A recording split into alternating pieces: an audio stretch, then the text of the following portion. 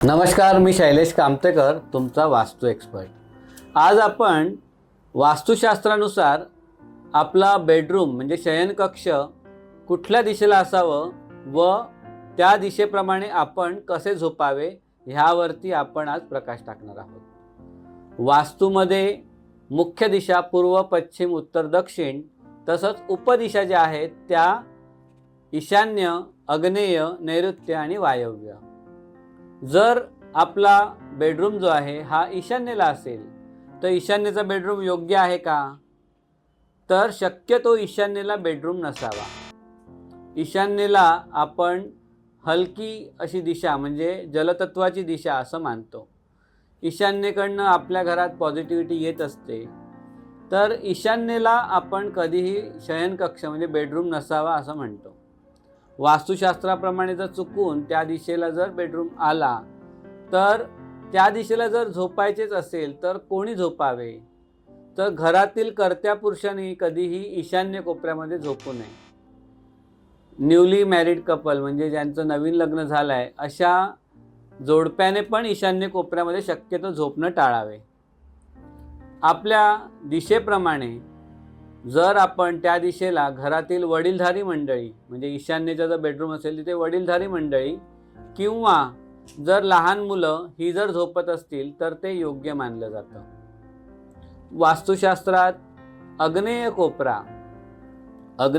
म्हणजे काय की साऊथ ईस्ट म्हणजे अग्नीची दिशा मानली जाते। आग्नेय कोपऱ्यात कसं असतं की अग्नी म्हणजे सूर्याची पहिली किरणं त्या दिशेला आपल्या घरावरती येतात, त्यामुळे काय होतं तिथे थोडासा अग्नी म्हणजे हीट एलिमेंट्स किंवा अग्नितत्व असल्यामुळे जर तिथे आपला मास्टर बेडरूम असेल किंवा त्या कोपऱ्यामध्ये जर आपण झोपत असू तर आपलं डोकं सतत गरम राहण्याची शक्यता असते।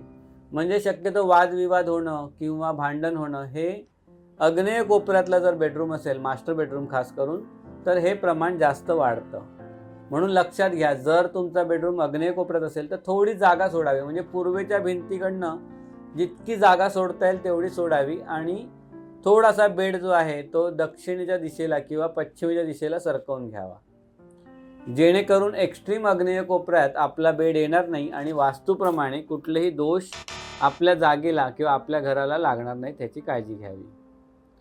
तसंच नैऋत्येकडील जर बेडरूम असेल म्हणजे नैऋत्य म्हणजे साऊथ वेस्ट कॉर्नरमध्ये जर तुमचा बेडरूम असेल तर तो योग्य मानला जातो। साऊथ वेस्ट कॉर्नरमध्ये आपला जो बेडरूम आहे हा घरातील कर्त्या पुरुषाचा म्हणजे आपला जो मुख्य जो अर्निंग मेंबर आहे घरातला त्याच्याकरता ही योग्य दिशा मानली जाते, तर त्याने तिथे झोपावं। किंवा मॅरिड कपल असेल किंवा जो अर्निंग मेंबर असेल त्याने तिथे झोपावं, किंवा घरातील वडीलधारी मंडळी जर काम करत असतील, अजूनही ते वर्किंग असतील किंवा ते काम करत असतील किंवा पैसे कमवत असतील तर त्यांनी जर रूम जर तिथे वापरत असतील तरी ते चालेल।